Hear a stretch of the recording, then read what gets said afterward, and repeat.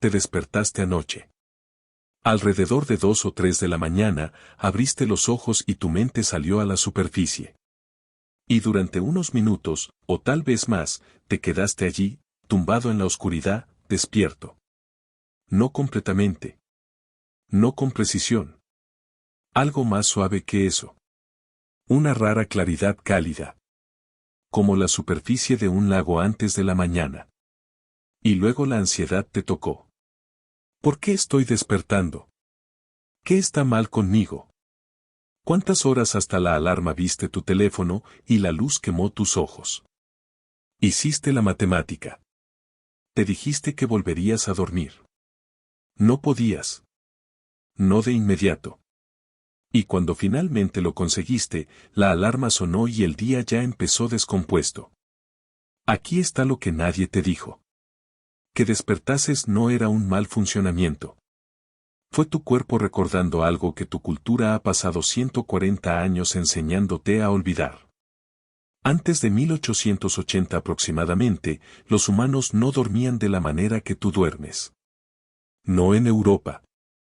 No en Asia. No en África. Ni en ningún lugar que haya sido estudiado con seriedad. La idea de que una persona debe descansar una vez, dormir rápidamente, permanecer inconsciente por 7 o 8 horas continuas y luego levantarse con una alarma, esta idea nunca fue antigua. No es natural. No es biológica. Es industrial. Y la historia de cómo se impuso en la especie humana es una de las transiciones más extrañas y menos examinadas en la historia moderna. Mientras más profundo fui en esa historia, más me di cuenta que no tenía nada que ver con el sueño. Se trataba de lo que ocurre en la oscuridad cuando nadie nos observa. ¿Y por qué eso tenía que acabar? Empecemos con lo que hemos perdido. Porque lo que hemos perdido tiene un nombre. Y una vez lo conozcas, lo escuchas en todos los lugares en el recuerdo histórico, ocultándose a plena vista. Primer sueño.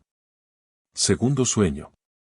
Dos palabras que aparecen en más de 500 documentos que abarcan desde la Odisea de Homero, en el siglo VIII, hasta los textos médicos, declaraciones judiciales, diarios. Novelas y manuales de oración a lo largo de todos los siglos de la historia occidental registrada. Primer sueño y segundo sueño. Dos fases de descanso, separadas por un periodo de vigilia en mitad de la noche que fue tan universal, tan inolvidable, tan intrínseco en la vida cotidiana que los escritores lo mencionaron de la manera en la que mencionas un desayuno. Sin explicación. Sin contexto. Porque todos sabían lo que significaba. Un historiador llamado Roger Kirch en Virginia pasó 16 años investigando este tema.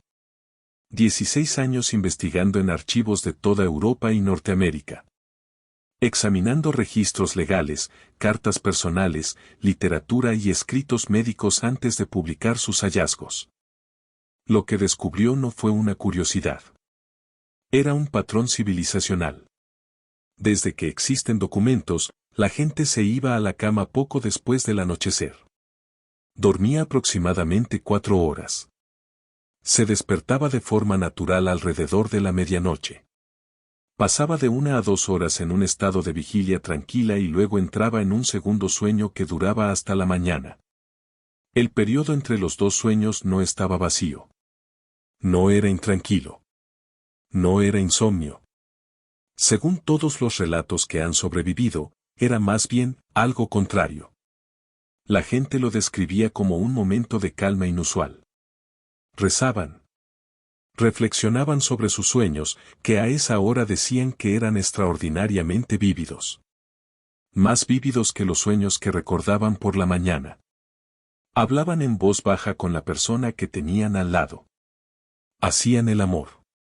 Un médico francés del siglo XVI observó que los trabajadores eran más fértiles porque mantenían relaciones sexuales después del primer sueño, cuando se habían recuperado del agotamiento del día y disfrutaban más. Los eruditos y poetas inspirados escribieron justamente durante ese intervalo. Otros simplemente se tumbaban en la oscuridad y pensaban. Quiero pausar aquí y preguntar algo que no es común preguntar. ¿Qué se siente al estar despierto en la oscuridad total sin ansiedad por el hecho de estar despierto, sin mirar el reloj. Sin calcular cuánto sueño estás perdiendo. Sin tratar tu propia conciencia como un problema que hay que resolver. Simplemente despierto en la oscuridad. Sin nada que hacer, sin ningún sitio al que ir y sin ninguna máquina que te gritara en 4 horas. No estoy haciendo una afirmación mística. Estoy haciendo una pregunta práctica. ¿Qué estado mental produce eso? Porque tenemos una respuesta. Y la respuesta es neuroquímica. A principios de la década de 1990, un psiquiatra llamado Thomas Ware, del Instituto Nacional de Salud Mental, diseñó un experimento que cambiaría todo lo que creíamos saber sobre el sueño humano. Tomó a un grupo de voluntarios saludables y eliminó toda fuente de luz artificial de su entorno. Durante un mes, los sujetos vivieron con un horario de 10 horas de luz y 14 horas de oscuridad cada día, aproximadamente el ciclo de luz natural de una noche de invierno en el mundo preindustrial. Durante las primeras semanas, los sujetos durmieron muchísimo. 11 horas por noche. Como si sus cuerpos estuvieran pagando una deuda que desconocían. Y luego, en la cuarta semana, ocurrió algo que Thomas Ware no esperaba. Los sujetos empezaron a dormir en 2 fases diferenciadas. 4 horas de sueño profundo seguida de 1 a 2 horas de vigilia tranquila, seguida de 4 horas más de sueño sin instrucciones, sin sugestiones, sin ningún conocimiento de la investigación histórica de Kirch, que aún no se había publicado.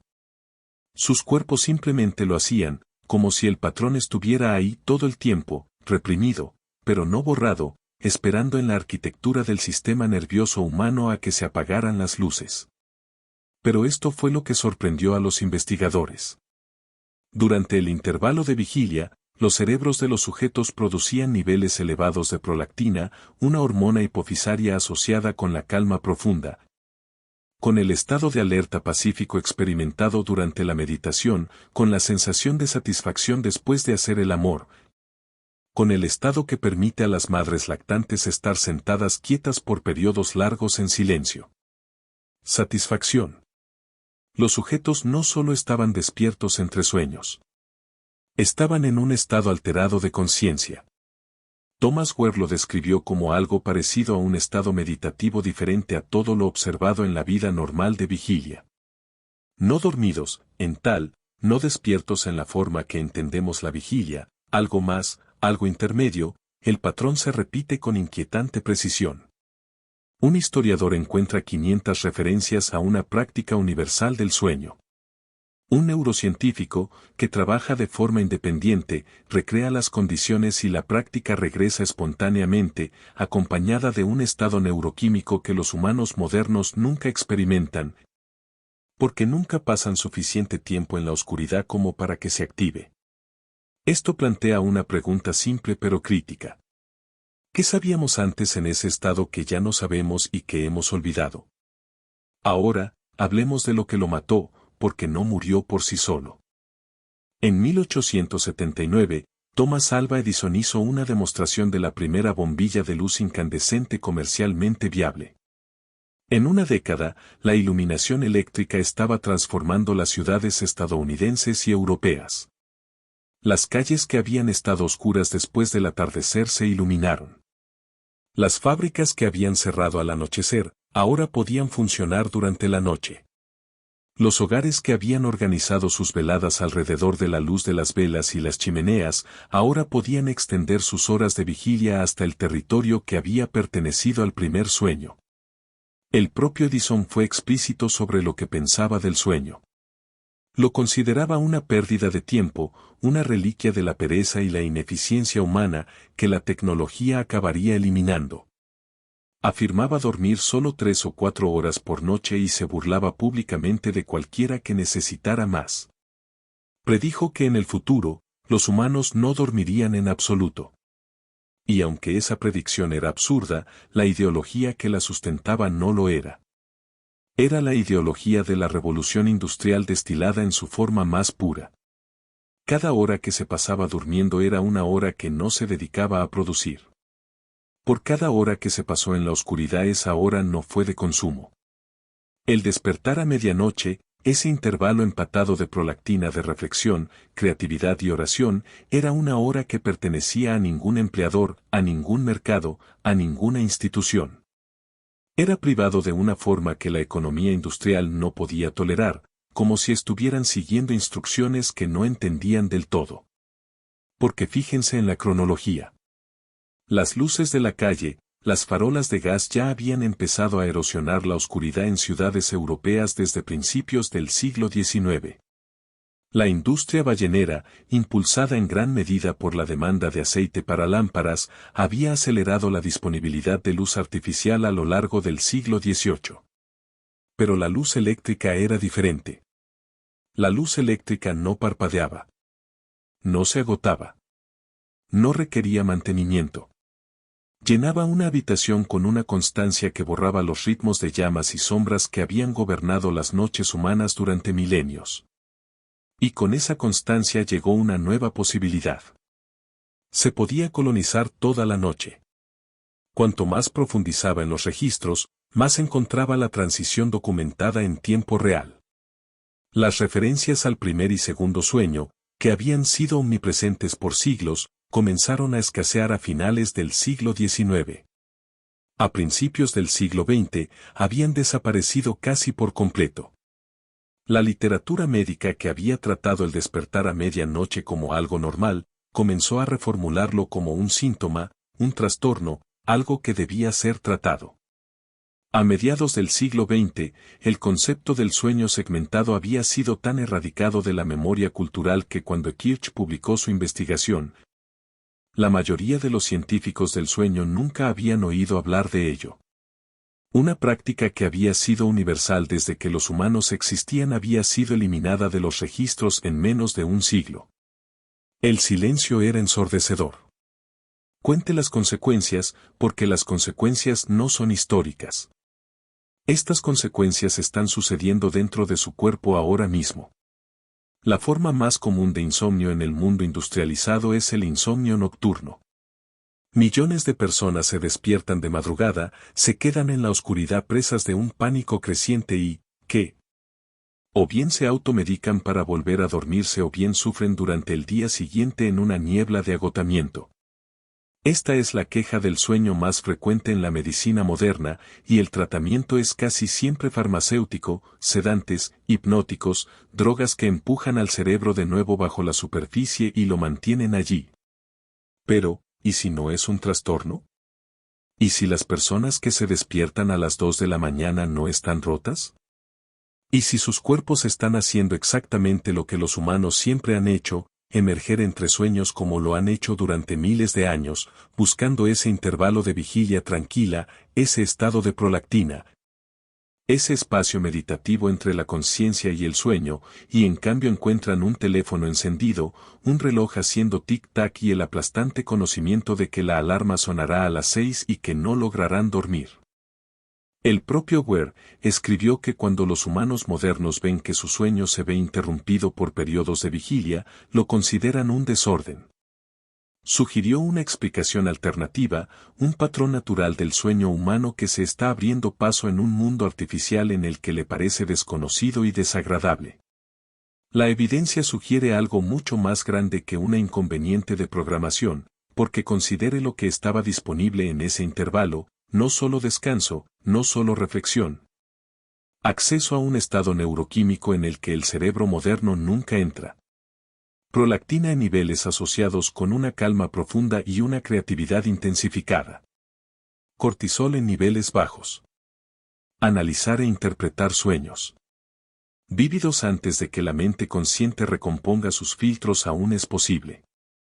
Esta fue la hora en el que los poetas escribieron, y cuando las oraciones se sintieron respondidas, y cuando la frontera entre lo consciente y lo inconsciente era más delgada.